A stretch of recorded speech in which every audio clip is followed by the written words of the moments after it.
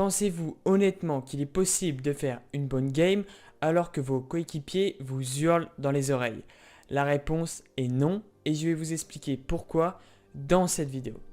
Énormément de jeux e-sport sont fondés sur le jeu en équipe, raison pour laquelle dans tous ces jeux il est important de bien communiquer et souvent c'est la partie sur laquelle on n'est pas formé et les joueurs ont du mal. On sait comment devenir meilleur mécaniquement, stratégiquement, mais pour améliorer sa communication, on dit généralement faut travailler encore et encore. Alors vous allez voir, c'est pas totalement vrai et je vais vous expliquer pourquoi dans cette vidéo. Il y a des principes très simples à appliquer. Pourquoi il faut parler calmement dans une game, on va en parler aujourd'hui dans cette vidéo.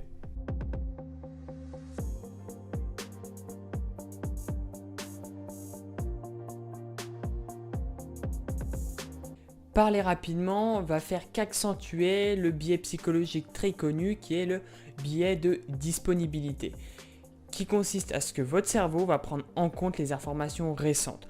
Tous vos choix stratégiques, tactiques vont être orientés par les informations récentes, ceux que vos coéquipiers vous ont donné très récemment. Et ce qu'il faut comprendre, c'est que quand vos coéquipiers vont vous parler hyper rapidement, vous n'allez pas avoir le temps de remettre en cause ce biais de disponibilité et de vous demander « Ok, est-ce que ce que mes coéquipiers sont en train de me dire, est-ce que c'est la vérité ?» En ayant un tas d'informations dans votre cerveau, ce biais de disponibilité va être accentué et vous allez uniquement vous baser sur les informations récentes. Communiquer de façon rapide et sans relâche vous force à ne jamais vous remettre en question, ne jamais faire appel à vos expériences et vos connaissances, vous êtes trop dans l'action. Or, vous le savez très bien, pour prendre de bonnes décisions, il faut être dans la réflexion, la remise en question et faire appel à ses connaissances pour battre son adversaire.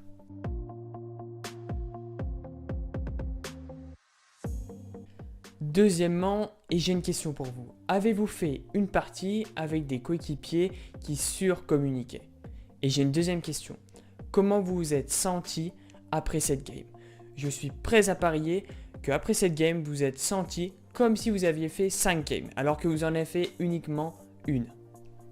Écouter vos coéquipiers demande de la concentration et donc de l'énergie. Cependant, votre énergie est limitée et vous le savez très bien. Parler sans relâche va accentuer la fatigue mentale et également physique, ce qui va vous emmener, on va dire, à la défaite ou en tout cas à une moins bonne performance.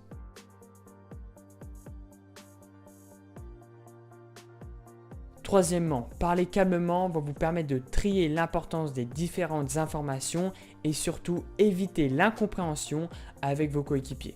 Toutes les informations que vos coéquipiers vont vous transmettre vont être triées par votre cerveau, selon la vitesse, le vocabulaire utilisé, l'intonation de la voix.